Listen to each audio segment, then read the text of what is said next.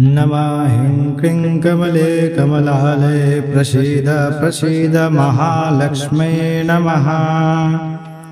इन्द्र उवाच नमस्तुते महामाये श्रीपठे षोडपूजिते शङ्खचक्रगदास्ते महालक्ष्मी नमस्तुते। नमस्ते गरुडारूढे कुलासुरभयङ्करी सर्वपापहरे देवी महालक्ष्मी नमस्तुते। सर्वज्ञे सर्ववरदे देवी सर्वदुष्टभयङ्करी सर्वदुःखहरे देवी महालक्ष्मी नमस्तुते।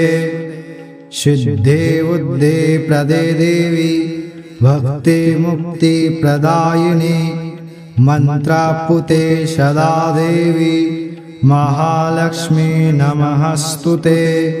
आद्यांतरहिते देवी आद्याशक्ति महेश्वरी योगजे योगसंभुते महालक्ष्मी नमस्तुते।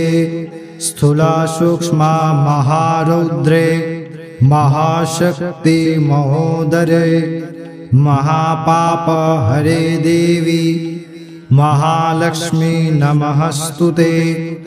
पद्मासनास्थिते देवी परब्रह्म स्वरूपिणी परमेशी जगन्माता महालक्ष्मी नमस्तुते। श्वेतांबरे धरे देवी नानालंकारभूषिते जगत्स्थिते जगन्माता महालक्ष्मी नमस्तुते। महायक्षाष्टकं स्तोत्रं या पठेद्भक्तिमन्यरः सर्वसिद्धिमवाप्नोति राज्यं प्रपत्ति सर्वदा। एककाले पठे नित्यं महापापविनाशनं